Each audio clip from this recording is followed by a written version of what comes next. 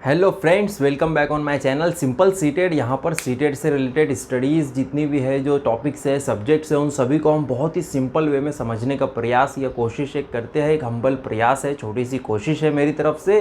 तो आइए शुरू करते हैं। आज का काम ये है कि हमें MCQs सॉल्व करना है। MCQs यानी कि मल्टीपल चॉइस क्वेश्चंस या बहुपर्यायी प्रश्न। जिस तरह के 150 प्रश्न आपके सीटेड के पेपर फर्स्ट हो या सेकेंड हो उसमें पूछे जाते हैं। यानी कि एक प्रश्न आपके सामने होता है, एक क्वेश्चन, और उसके 4 ऑप्शंस होते हैं, 4 विकल्प होते हैं, इसीलिए उन्हें बहुपर्यायी प्रश्न भी कहते हैं, जिनमें से एक ऑप्शन आपको सिलेक्ट करना होता है। नेगेटिव मार्किंग यहाँ पर होती नहीं है।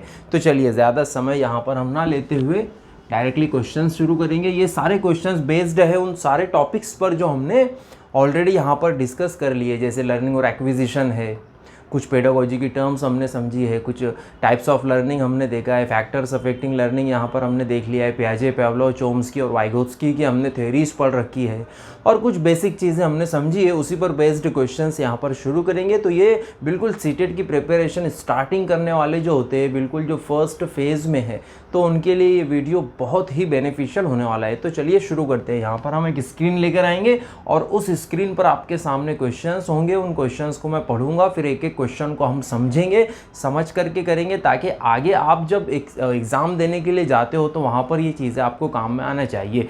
तो क्वेश्चन को सिर्फ सॉल्व नहीं करेंगे, समझते चलेंगे, बोर्ड का भी यूज़ करेंगे। तो चलिए शुरू करते हैं। सबसे पहला प्रश्न, तो कंप्यूटर जी स्क्रीन को लेकर आइए। मैं थोड़ा इधर हो जाता हूँ इस मार्क के इधर, ताकि जो है आपको यहाँ पर स्क्रीन देखने में सुविधा हो, आसानी से आप देख सको। तो पहला क्वेश्चन हमारे सामने है, questions based on understanding. Question ये रहा, मैं पढ़ता हूँ। Which of the following is a prerequisite to learning a language? Motivation, habit formation, imitation या ओरल अप्रोच। तो देखिए, इनमें से क्या है जो कि लर्निंग के लिए प्री रिक्विजिट है? प्री रिक्विजिट की यहाँ पर बात हो रही है। प्री रिक्विजिट यानी कि पहली शर्त, यानी इसके बिना लर्निंग हो ही नहीं सकती है। ये पहली शर्त है, ये कंडीशन है। तो देखिए, अगर आप देखते हो, BF स्किनर ने ये कहा है। BF स्किनर जो कि एक बहुत ही पॉपुलर साइकोलॉजिस्ट है, उन्होंने बहुत सारे एक्सपेरिमेंट्स किए हैं, लर्निंग पर बात की है। तो उनका कहना यह है कि जो लर्निंग के लिए मोटिवेशन है, इतना इम्पॉर्टेंट है कि उन्होंने कहा है कि motivation is the national highway of learning. आप इसे नेशनल हाईवे देख सकते हो, इस तरह से याद रहेगा।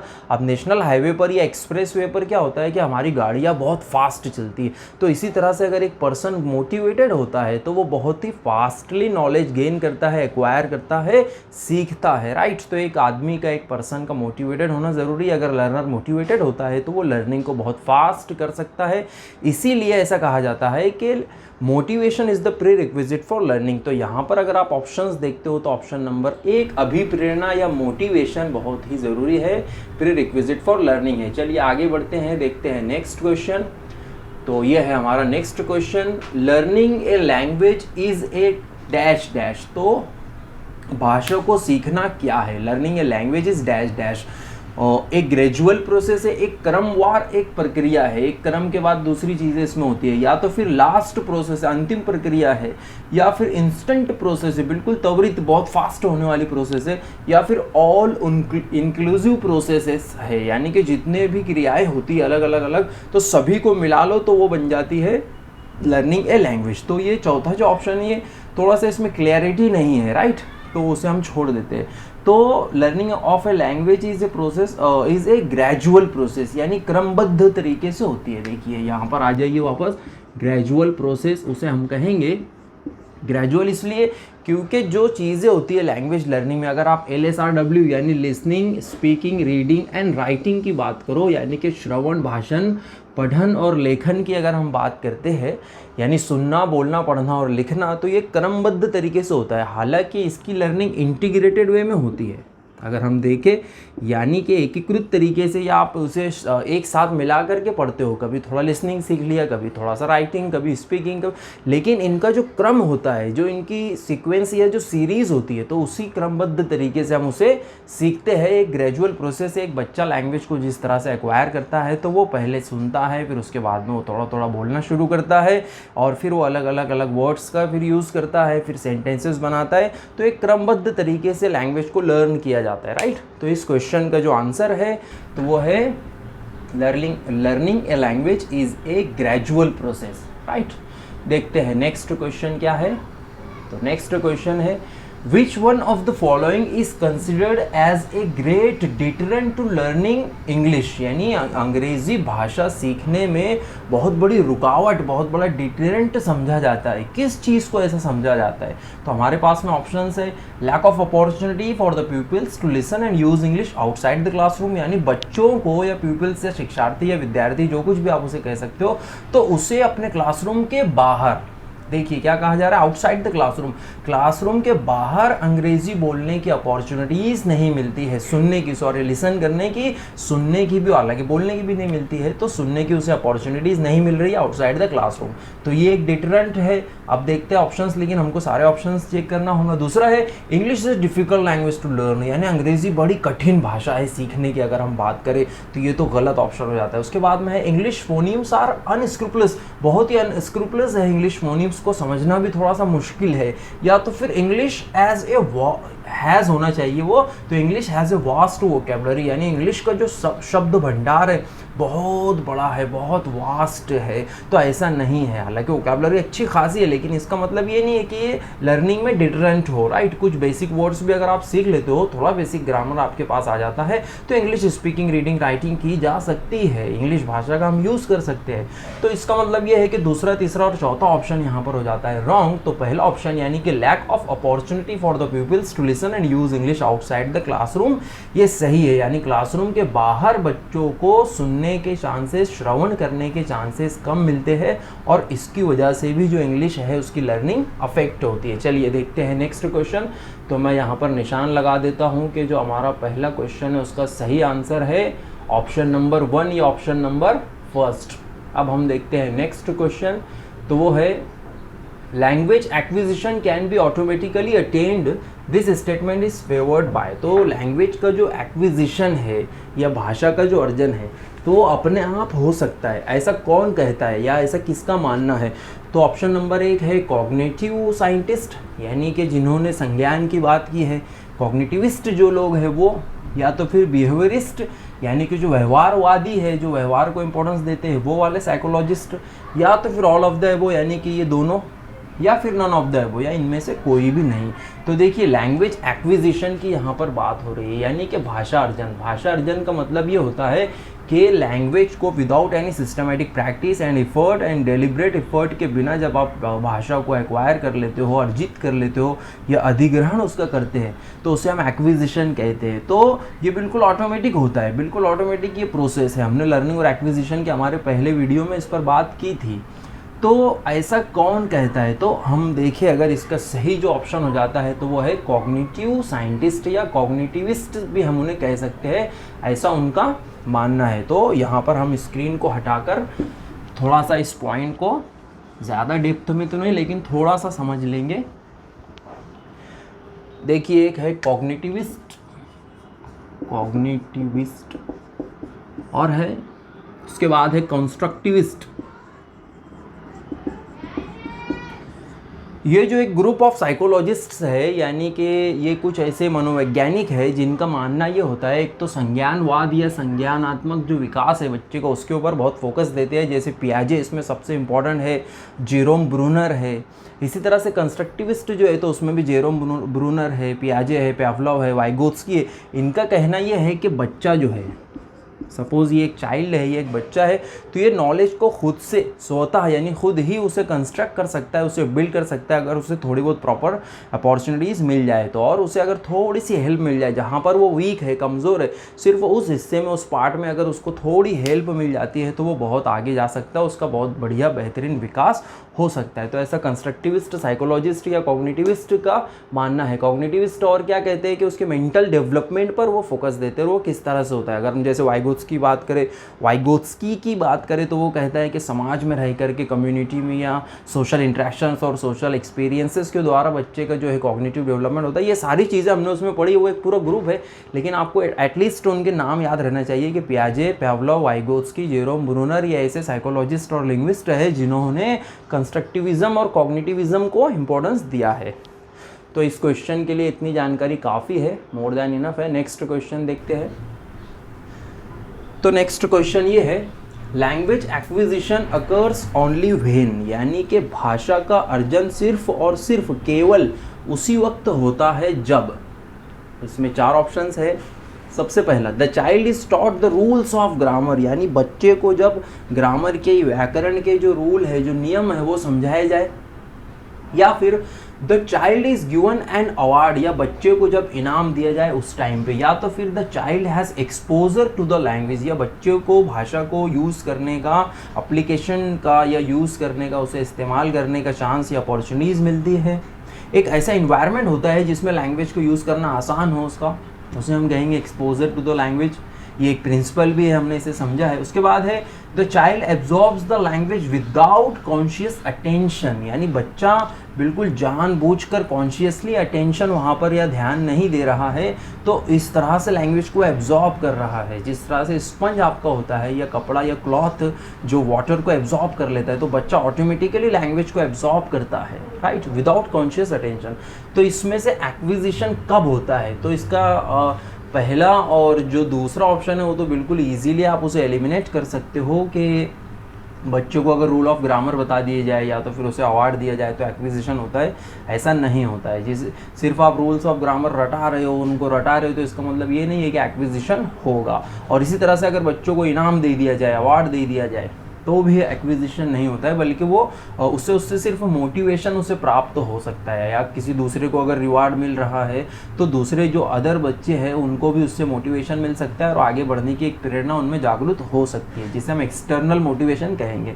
तो पहला दूसरा ऑप्शन तो बहुत ईजीली एलिमिनेट हो जाता है। लेकिन तीसरा और चौथा जो है, the child has exposure to the language, यानी बच्चे को चांसेस या अपॉर्चुनिटीज़ मिल रही है लैंग्वेज को यूज़ करने में उस टाइम पे, या तो फिर the child absorbs the language without conscious attention. तो देखिए एक्विजिशन उस टाइम पर होता है, इसका सबसे सही ऑप्शन 4 हो जाता है कि the child absorbs the language without conscious attention, यानी बच्चा डेलिबरेटली जानबूझ करके अपने पूरे ध्यान के साथ में, कॉन्शियस माइंड के साथ में वहाँ पर ध्यान यानी अपने तरफ से एफर्ट नहीं लगाता है, बल्कि लैंग्वेज को बस ऑटोमेटिकली नेचुरली जो है सीख रहा है, फॉर्मल वे में नहीं सीखता है, तो उसे हम एक्विजिशन कहते हैं। तो उसी टाइम पर एक्विजिशन होता है जब ऑप्शन नंबर 4 की तरह सिचुएशन उसे मिल जाए, यानी कि जब वो कॉन्शियस अटेंशन नहीं लगा रहा है, अपने फैमिली के साथ में, परिवार के साथ में लैंग्वेज को सीख रहा है। तो इतना काफ़ी है फॉर दिस क्वेश्चन। आगे बढ़ते हैं, नेक्स्ट क्वेश्चन देखते हैं। नेक्स्ट क्वेश्चन है, मदर टंग इन्फ्लुएंस MTI, यानी कि, तो वो ब्रैकेट में होना चाहिए, मदर टंग इन्फ्लुएंस यानी मातृभाषा का प्रभाव इसे कह सकते हैं, MTI can be effectively minimised in the classroom by. तो मातृभाषा का जो प्रभाव है, देखिए यहाँ पर इंग्लिश लैंग्वेज के हम क्वेश्चन सॉल्व कर रहे हैं, इसलिए इंग्लिश लैंग्वेज की पेडागोजी और लर्निंग की हम बात करते हैं। तो वहाँ पर क्या होता है कि हमारी जो डाइवर्स क्लासेस होती है, डाइवर्स क्लासरूम होता है, अलग अलग मदर टंग को, मातृभाषा को और नेटिव भाषा को जानने वाले बच्चे हमारे पास में होते हैं। तो अब ऐसी क्लास में क्या होता है कि हर एक का जो मदर टंग का इन्फ्लुएंस होता है, हर एक की जो मातृभाषा है उसका इन्फ्लुएंस पड़ता है लर्निंग की प्रोसेस के ऊपर। अगर हम बच्चों की बात करें तो उसे हमें कम करना है, मिनिमाइज करना है। तो किस तरह से हम क्लासरूम में मदर टंग के इन्फ्लुएंस को या मातृभाषा के प्रभाव को कम कर सकते हैं? 4 ऑप्शंस देख लेते हैं। Using the mother tongue more often, और ज़्यादा हम मदर टंग का इस्तेमाल करेंगे तो इससे क्या होगा, अगर आप मातृभाषा का या मदर टंग का यूज़ बढ़ा देंगे तो उससे मदर टंग का जो इन्फ्लुएंस है यानी कि MTI और बढ़ जाएगा। या तो फिर दूसरा ऑप्शन है giving examples from the mother tongue, या उनकी जो मातृभाषा है उसी में अगर आप उनको उदाहरण देते हो या एग्जाम्पल्स देते हो तो उससे भी जो प्रभाव है वो कम होने के बजाय, मिनिमाइज होने के बजाय मैक्सिमाइज हो जाता है या बढ़ जाता है। तो पहला और दूसरा ऑप्शन तो बहुत इजीली यहाँ पर एलिमिनेट होते हैं। तीसरा है giving a lot of exposure in the target language. Target language का मतलब क्या होता है, देखिए यहाँ पर हम लिख के इसे समझ लेते हैं। टारगेट लैंग्वेज, आपको हमेशा के लिए इस चीज़ को याद रखना है कि ये होती है जैसे उद्देश्य भाषा या जो हमें पढ़ाना है जो लैंग्वेज, उसे हम कहेंगे टारगेट लैंग्वेज। तो वो होती है English. English as a second और थर्ड लैंग्वेज हम बच्चों को पढ़ाने वाले हैं, तो वो हो जाती है आपकी टारगेट लैंग्वेज, यानी मातृभाषा का यूज़ करते करते हमें जो है बच्चों को इंग्लिश की तरफ लेकर आना है। तो ये हमारा टारगेट है, इसलिए उसे हम टारगेट लैंग्वेज कहते हैं। तो तीसरा ऑप्शन हमें यही बोल रहा है कि बच्चे को टारगेट लैंग्वेज में एक्सपोजर दिए जाए, उसे कुछ अपॉर्चुनिटीज़ जो है दी जाए ताकि वो लैंग्वेज को वहाँ पर इजीली लर्न कर सके। या चौथा ऑप्शन है giving inputs from the target language in a simple graded manner, या फिर बच्चों को जो टारगेट लैंग्वेज यानी कि जो इंग्लिश है तो उसमें थोड़े थोड़े वाक्य आप बोल रहे हो, थोड़े उदाहरण, थोड़े एग्जाम्पल्स बच्चों को दे रहे, थोड़ा सा सुनने और बोलने के चांसेस या अपॉर्चुनिटीज़ या अवसर उन्हें मिल रहे हैं। लेकिन किस तरह से हो रहा है ये काम?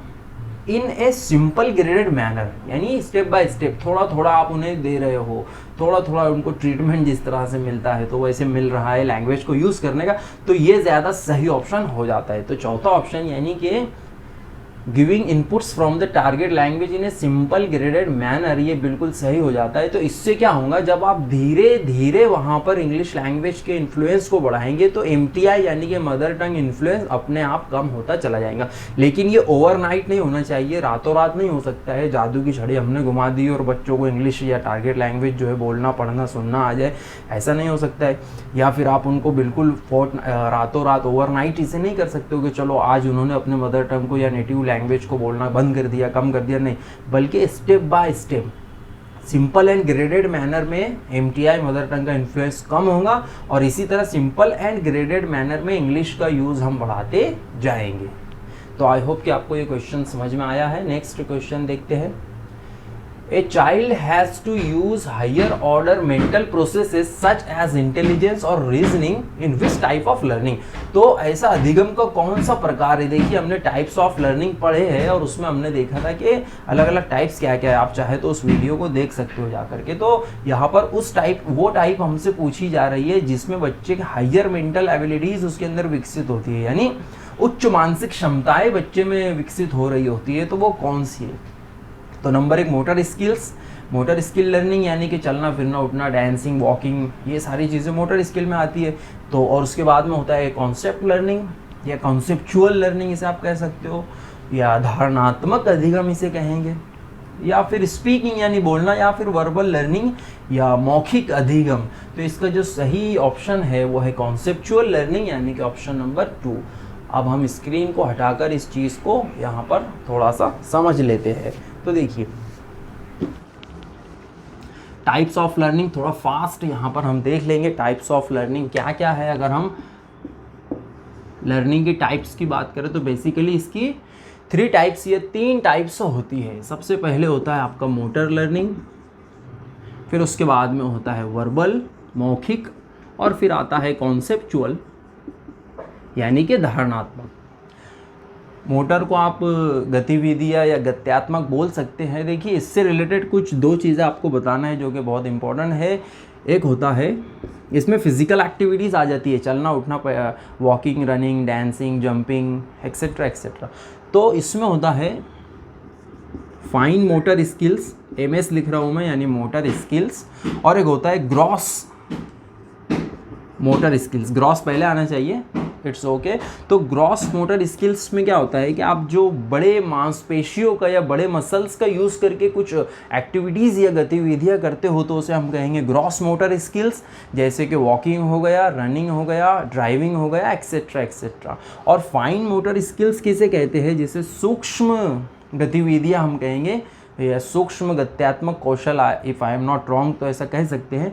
फाइन मोटर स्किल्स में क्या होता है कि जैसे राइटिंग है, यानी बारीक या छोटे मसल्स का आप जब उपयोग कर रहे हो और कुछ कर रहे हो तो उसे, जैसे सुई में धागा पिरोना, ये भी एक फाइन मोटर स्किल में आता है। तो ये कुछ है टाइप्स ऑफ लर्निंग। सबसे पहले मोटर है, फिर वर्बल तो बहुत आसान है, मौखिक अधिगम यानी बोल करके, सुन करके, लिसनिंग और स्पीकिंग इसमें आता है। तो साइंस है, सिम्बॉल्स है, स्क्रिप्ट है, उसका आप यूज़ यहाँ पर कर रहे हो यूज़। और इसी तरह से होता है धारणात्मक अधिगम, कॉन्सेप्चुअल लर्निंग। तो ये हायर, जिसके ऊपर क्वेश्चन यहाँ पर पूछा गया था, तो ये higher level of cognitive development है या लर्निंग है। सिंपली अगर हम कहें तो कॉन्सेप्चुअल लर्निंग, जिसमें थिंकिंग है, रीजनिंग है, प्रॉब्लम सॉल्विंग है, ये सारी चीज़ें आती है। तो आई होप कि ये क्वेश्चन आपको समझ में आया है। नेक्स्ट क्वेश्चन देखते हैं। तो नेक्स्ट क्वेश्चन ये है, थोड़ा सा बड़ा है। विच of the following is not correctly matched, यानी यहाँ पर जो लिखे गए ऑप्शंस है तो उसमें कुछ जोड़ी जो है वो मैच नहीं है, सही या गलत मैच की गई है। तो वो हमें पहचानना है कि वो कौन सी है। एक तरफ पर्सन्स लिखे हैं यानी व्यक्ति है, और उधर वर्क थ्योरी और पब्लिकेशन, या उन्होंने जो काम किया है, जो थ्योरी या पब्लिकेशन उन्होंने निकाला है, तो उधर लिखा हुआ है।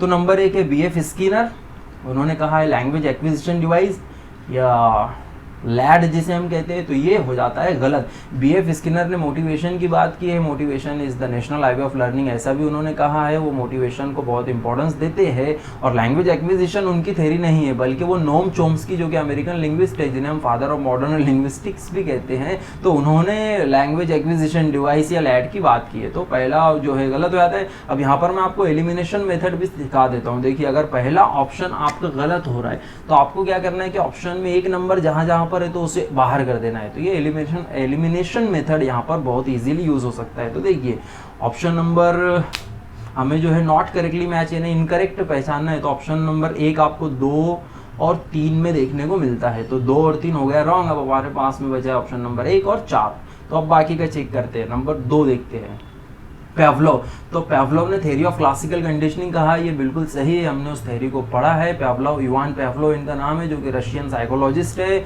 और उनका एक जो डॉग पर यानी कि कुत्ते पर किया गया जो एक एक्सपेरिमेंट है वो बहुत ही मशहूर है। एक भूखा कुत्ता था, उसको खाना दिखाया गया, फिर बेल बजाई गई, फिर उसके बाद स्टिमुलस का काम जो है बेल की वजह से, उद्दीपन जिसे आप कहते हो, तो सिर्फ बेल की आवाज़ सुनकर भी कुत्ता सलाइवेट कर रहा था। पहले सिर्फ खाने को देख कर रहा था, लेकिन फिर बेल बीच में आ गई, तो ये बहुत ही फेमस है। तो उसके बाद क्या होता है, कुत्ते का या डॉग का वहाँ पर कंडीशनिंग हो जाती है, शास्त्रीय कंडीशनिंग कह सकते हो आप इसे, क्लासिकल कंडीशनिंग। तो ये दूसरा बिल्कुल सही है। तो देखिए, दूसरा कहाँ पर है, तो ऑप्शन नंबर 4 में है। उसके बाद तीसरा भी चेक करना होगा। तीसरा है चोम्स्की, तो उसने कहा है थ्योरी ऑफ ऑपरेंट कंडीशनिंग, ये बिल्कुल गलत है। चोम्स्की ने लैड की यानी जो पहले नंबर पर है लैंग्वेज एक्विजिशन डिवाइस की बात की है। तो यहाँ पर सिर्फ और सिर्फ 2 सही है। तो वो ऑप्शन में कहाँ पर है, विच of the following is not correctly matched. तो हमें पहचानना है कि 1 नंबर करेक्टली मैच नहीं है और 3 नंबर, राइट। तो 1 और 3 आपको मिलता है ऑप्शन नंबर 3 में। और मैं जो आपको एलिमिनेशन मेथड यहाँ पर सिखा रहा था या समझा रहा था, तो वो करेक्टली मैच्ड के लिए था, आप इसे नोट कर लीजिए, राइट। तो करेक्टली मैच अगर होता तो वहाँ पर हम एलिमिनेशन मेथड का यूज़ कर सकते थे। यहाँ पर हमको नॉट का है, नॉट करेक्टली मैच बताना है, यानी कि जो इनकरेक्ट है हमें वो पहचानना था। तो वो है पहला और तीसरा, फर्स्ट एंड थर्ड मैंने आपको अच्छे से डिटेल में उसे समझा दिया हूँ, और you can rewind the video and watch that. तो आगे बढ़ते हैं। Next question, state which is not true in context of learning और एक्विजिशन। लर्निंग और एक्विजिशन, अधिगम और अर्जन के बारे में क्या सही नहीं है, हमें वो बताना है। Number 1, acquisition is a natural process. Acquisition एक प्राकृतिक प्रक्रिया है, बिल्कुल सही बात है, लेकिन हमें नॉट ट्रू यानी कि रॉन्ग स्टेटमेंट पहचानना है। उसके बाद है learning is a continuous process, बिल्कुल सही बात है। वोम टू टोम जाता है, गर्भ से कब्र तक या जन्म से लेकर मृत्यु तक लर्निंग होता है। जिस तरह से हमारी ग्रोथ होती है, ग्रोथ तो नहीं डेवलपमेंट होती है। ग्रोथ एक अलग चीज़ है जिसे हम मेज़र कर सकते हैं, क्वांटिटी में हम उसे देख सकते हैं, और डेवलपमेंट क्वालिटेटिव और क्वांटिटेटिव दोनों होता है। और वो जो डेवलपमेंट है वो भी वोम टू टोम जाता है, जन्म से मृत्यु तक चलता है, बिल्कुल उसी तरह से लर्निंग भी चलता है। तो learning is also a continuous process, बिल्कुल चलते रहने वाला एक प्रक्रिया है, ये काम है। उसके बाद है learning results in subject proficiency. Learning की वजह से क्या होता है कि जो विषय वस्तु है उसके अंदर प्रोफिशिएंसी आती है, बेहतर होता है, उसमें पकड़ आती है। या फिर acquisition helps in cognitive abilities. तो अगर एक्विजिशन हो रहा है, अर्जन हो रहा है, तो उससे आपकी जो संज्ञानात्मक विकास है वो भी होता है, एबिलिटीज उसके अंदर क्षमताएं आपकी बढ़ती है या विकसित होती है। तो क्या सही नहीं है, हमें वो बताना है। तो देखिए, पहला और दूसरा तो बिल्कुल ट्रू है, बिल्कुल सही है। तीसरा और चौथा हमको देखना होगा कि learning results in subject proficiency, learning की वजह से सब्जेक्ट में प्रोफिशिएंसी आती है, ये भी सही है। तो यहाँ पर option number 4, acquisition helps in cognitive abilities, ये हो जाता है थोड़ा सा रॉन्ग। एक्विजिशन ये तो नेचुरल प्रोसेस है, ये सभी पूरे विश्व के किसी भी कॉन्टिनेंट के, किसी भी कंट्री के, किसी भी बच्चे को आप ले लीजिए तो उसके अंदर एक्विजिशन हो रहा है। अर्ली चाइल्डहुड में हमने स्टेजेस ऑफ डेवलपमेंट देखी है, उसमें हमने ये चीज़ को पढ़ा है। तो आई होप कि आपको ये क्वेश्चन ईजिली समझ में आया है। नेक्स्ट क्वेश्चन देखते हैं। From the given factors which one may not affect learning outcome. Learning outcome यानी जो सीखने के बाद आपको जो कुछ समझ में आ रहा है या जिसका हम इसे मेन बेसिक उद्देश्य हम कह सकते हैं। लर्निंग आउटकम क्या होता है कि ये जो भी चीज़ आप पाठ पढ़ा रहे हो, whatever chapter you are teaching, तो उसका मेन उद्देश्य क्या है, यानी ये पूरा पढ़ने के बाद छात्र में आपको क्या एक्सपेक्टेड है कि उसके चेंज इन बिहेवियर या उसके व्यवहार में क्या परिवर्तन होना चाहिए, तो उसे आप लर्निंग आउटकम कह सकते हो। तो क्वेश्चन क्या है, from the given factors which one may not affect learning outcome, तो लर्निंग आउटकम पर इसका प्रभाव नहीं पड़ेगा, ऐसी कौन सी चीज़ है, तो वो है number 1 learners motivation and interest, बच्चे की जो अभिप्रेरणा है और उसकी जो रुचि है वो, या तो फिर structure and size of classroom, या क्लासरूम का जो साइज है वो और उसका स्ट्रक्चर, और या फिर टीचर्स पर्सनैलिटी एंड एटीट्यूड, जो टीचर है उसका व्यक्तिमत्व और उसका एटीट्यूड, उसका रुझान, या फिर पेरेंट्स इनकम एंड स्टेटस, या फिर बच्चे के जो माँ बाप है, पेरेंट्स पालकगण हैं, तो उनकी जो इनकम है वो कितनी है, उनका स्रोत जो है इनकम का क्या है, कैसा है, और स्टेटस उनका क्या है। तो देखिए यहाँ पर ये चीज़ बिल्कुल भी इम्पैक्ट नहीं डालती है। ऑप्शन नंबर 4 की अगर हम बात करें तो लर्निंग और एक्विजिशन पर हमने फैक्टर्स अफेक्टिंग लर्निंग, हमने वो वीडियो बहुत अच्छी तरह से उसे बनाया है, आप you can watch that video, आप जा करके उसे देख सकते हो। उसमें हमने फैक्टर्स अफेक्टिंग लर्निंग की बात की है, राइट। तो यहाँ पर बच्चे की जो इनकम है या उसके पेरेंट्स की जो इनकम है और उनका स्टेटस है वो उसके लर्निंग पर अफेक्ट नहीं करता है। एक गरीब बच्चा भी बहुत आगे जा सकता है अगर उसे प्रॉपर अपॉर्चुनिटीज़ और मटेरियल्स प्रोवाइड किए जाए, उसे अगर सही तरह से पढ़ाया जाए तो वो भी आगे बढ़ सकता है। हमारे इंडिया में बहुत सारे ऐसी एग्जांपल्स हर साल हमें आईएएस के एग्ज़ाम में यानी यूपीएससी का जो एग्ज़ाम होता है उसमें देखने को मिल जाती है कि कुछ बच्चे ऐसे होते हैं जो बहुत ही सोशो इकोनॉमिकली बहुत वीक होते हैं, लेकिन उसके बाद भी वो एग्ज़ाम क्रैक करके पढ़ाई करके अच्छे से आगे बढ़ के हमको दिखाते हैं। तो लर्निंग और एक्विजिशन में पेरेंट्स की इनकम और स्टेटस मायने नहीं रखता है। आई होप के this question is very clear. चलिए आगे बढ़ते हैं, देखते हैं नेक्स्ट क्वेश्चन। तो नेक्स्ट क्वेश्चन थोड़ा बड़ा है, स्क्रीन के भी बाहर जा रहा है, तो हम इसे थोड़ा सा टुकड़े टुकड़े में पढ़ेंगे। तो which one of the theory is based on habit formation says that humans or any creature gives response due to stimulus or human learning due to stimulus। थोड़ी सी यहाँ पर टाइपिंग में मिस्टेक है, लेकिन पूरा इसका सार ये है क्वेश्चन का कि स्टिमुलस की बात कौन करता है लर्निंग में, यानी लर्निंग के ऊपर स्टिमुलस का प्रभाव पड़ता है और फिर हैबिट फॉर्मेशन होती है, क्लासिकल कंडीशनिंग हो जाती है, ये सारी बात है। तो ये क्या है, तो ये तो मैंने क्लासिकल कंडीशनिंग बोल करके आपको ऑलरेडी बता दिया हूँ ऑप्शन में आपको। पहले ऑप्शन में यानी कि क्लासिकल कंडीशनिंग यानी शास्त्रीय कंडीशनिंग में देखने को मिलता है। उसके बाद ये दूसरा ऑप्शन है ऑपरेंट कंडीशनिंग, तो ऐसी कोई थ्योरी तो हमने पढ़ी नहीं है।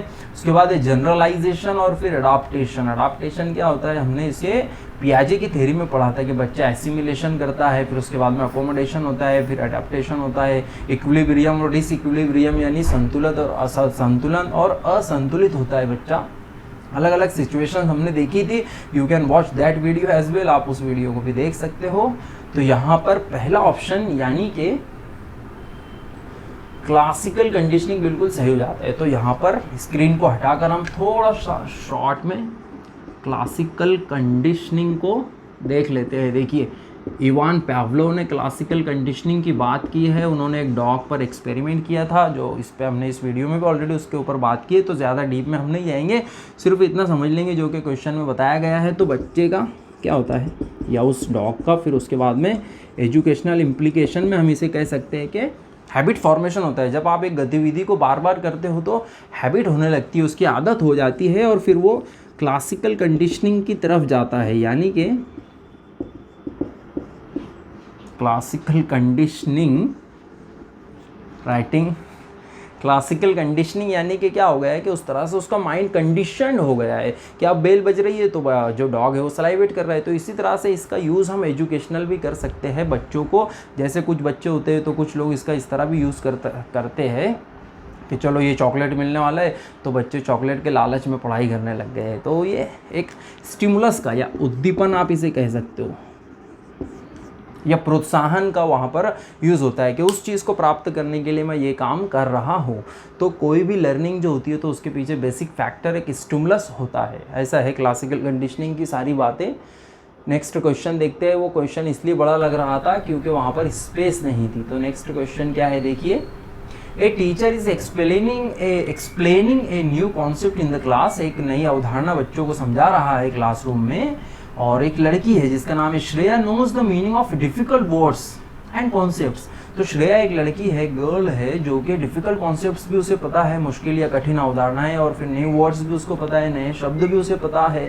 She also understands the concept without any difficulty, बिना किसी कठिनाई के, बिना किसी मुश्किल के उसे नई कॉन्सेप्ट समझ में आ जाती है। कितनी मतलब श्रेया की यहाँ पर तारीफ की जा रही है, किस तरह की वो लड़की है आप समझ पा रहे होंगे। तो शी इज गुड इन, तो वो बहुत अच्छी है, किस चीज़ में वो अच्छी है हमें ये बताना है। तो नंबर 1 इन मोटर स्किल्स। मोटर स्किल्स हमने ऑलरेडी टाइप्स ऑफ लर्निंग में देखा है, जो हमारी बेसिक एक्टिविटीज़ होती है वो, तो वो उस चीज़ में है कि गतिविधियों में चलने फिरने की, या कॉग्निटिव एबिलिटी, उसका जो मेंटल एबिलिटी आप इसे कह सकते हो, या संज्ञानात्मक विकास जो होता है बच्चे का, जो संज्ञान है, जो उसके कॉग्निशन है, उसकी बात हो रही है। या फिर रोट मेमोरी, ये तो बिल्कुल भी नहीं है, यानी रट्टिफिकेशन, रटने की बात हो रही है यहाँ पे, तो ये तीसरा बिल्कुल रॉन्ग है। या फिर वर्बल एबिलिटी, यानी उसकी मौखिक क्षमता जो है, उसकी बोलने की जो क्षमता है वो। तो अगर आप क्वेश्चन को समझ लेते हो तो बहुत ईजिली बता सकते हो कि ऑप्शन नंबर 2 जो है, यानी कि कॉग्निटिव एबिलिटी, श्रेया की बहुत ही बेस्ट है। तो आई होप कि आप इस क्वेश्चन को समझ पाए हो। उसके बाद में नेक्स्ट क्वेश्चन देखते हैं। According to Vygotsky, learning in a child और adult takes place due to, यानी कि एक वयस्क में या एक बच्चे में लैंग्वेज की लर्निंग हो रही है तो किस वजह से होती है। वाइगोत्स्की इसके बारे में क्या कहते हैं, तो अगर आप हमारा वीडियो देखते हो वाइगोत्स्की का, हमने वहाँ पर ऑलरेडी उसमें सब कुछ डिस्कस किया है, लेकिन यहाँ पर हम शॉर्ट में समझेंगे। तो वाइगोत्स्की ने क्या कहा है कि चाहे बच्चा हो या फिर वो अडल्ट हो, उसमें अगर कुछ हो रही है लर्निंग यानी अधिगम, तो वो किस वजह से हो रहा है। नंबर 1 इनबॉर्न एबिलिटी है, क्योंकि वो जन्मजात उसके अंदर वो चीज़ मौजूद है इसलिए, या फिर साइंटिफिक एटीट्यूड है, या फिर वो वैज्ञानिक जैसे दृष्टिकोण कह सकते हो, या फिर सोशल इंटरेक्शन है, या सामाजिक एक जिसे इंटरेक्शन कहेंगे, लेन देन व्यवहार कहेंगे, एक्सपीरियंस भी कह सकते हैं, या फिर इंट्रोडक्शन ऑफ ए स्टिमुलस, यानी कि एक उद्दीपन का एक इंट्रोडक्शन है। तो ऐसा है क्या, तो वाइगोत्स्की ने क्या कहा है, बहुत ही सिंपल चीज़ है कि लर्निंग जो होती है तो वो होती है इनबॉर्न एबिलिटी। हालांकि ये क्वेश्चन थोड़ा सा यहाँ पर मिस्टेक है, तो इस क्वेश्चन को आई वुड सजेस्ट कि आप इसे अवॉइड करिए, क्योंकि यहाँ पर वाइगोत्स्की ने क्या कहा था कि तो इस क्वेश्चन में यहाँ पर ऑप्शन नंबर 3 हो जाता है सही, social interaction. There is no need to avoid this question, इस क्वेश्चन को अवॉइड करने की जरूरत नहीं है, क्योंकि सोशल इंटरेक्शन पर वाइगोत्स्की ने बहुत फोकस किया था। वाइगोत्स्की वाले वीडियो में हमने इस पर ऑलरेडी डिस्कस भी किया है कि बच्चे का जो विकास होता है, उसके मेंटल डेवलपमेंट की और लैंग्वेज डेवलपमेंट की उन्होंने बात की थी। तो वो समाज में रह करके, कम्युनिटी में, या सोशल इंटरेक्शंस करके, सोशल एक्सपीरियंसेस लेकर के वो बेहतर ढंग से सीखता है। हमने ये सब कुछ पढ़ा था। फिर वाइगोत्स्की ने इसी तरह से स्कैफोल्डिंग की, ZPD की, जोन ऑफ प्रॉक्सिमल डिस्टेंस, और मोर नॉलेजेबल अदर, MKO की बात की है। वो सब हमने उस वीडियो में डिस्कस किया, आप जाकर उसे देख सकते हो। तो वाइगोत्स्की ने लर्निंग के बारे में कहा है कि ये एक सोशल इंटरेक्शन इसमें प्रभाव डालता है, या उसकी वजह से लर्निंग होती है। Next question, according to पियाजे learning occurs due to, पियाजे ने कहा है कि लर्निंग होती है किस वजह से। इनबॉर्न स्पीकिंग एबिलिटीज, जन्मजात बोलने की क्षमताओं की वजह से, या स्टिमुलस रिकॉग्निशन या उद्दीपन को पहचानने की वजह से, या फिर एसिमिलेशन एंड अडॉप्टेशन यानी आत्मसातकरण आप इसे बोल सकते हो, और अडॉप्टेशन जिसे हम कहेंगे यानी अनुकूलन आप इसे कह सकते हो, तो उसकी वजह से होता है। या फिर साइंटिफिक इन्वेस्टिगेशन, या तो फिर इन्वेस्टिगेशन जिस तरह से CBI इन्वेस्टिगेट करता है, तो वैसा यानी कुछ तलाश करना, सर्च एंड फाइंड करना उसे, तो वो साइंटिफिकली किसी चीज़ को इन्वेस्टिगेट करना, उस वजह से होता है क्या। तो देखिए पियाजे ने जो कहा है एसिमिलेशन और अडैप्टेशन की बात की है, बहुत ही सिंपल है ये। लर्निंग किस तरह से होती है, पियाजे जो कि कंस्ट्रक्टिविस्ट साइकोलॉजिस्ट है, उनका कहना यह है कि लर्निंग होती है एसिमिलेशन, अडॉप्टेशन और अकोमोडेशन की वजह से होती है। ये बहुत ही बेसिक चीज़ है। उन्होंने इक्विलिब्रियम डिसइक्विलिब्रियम की भी बात की है।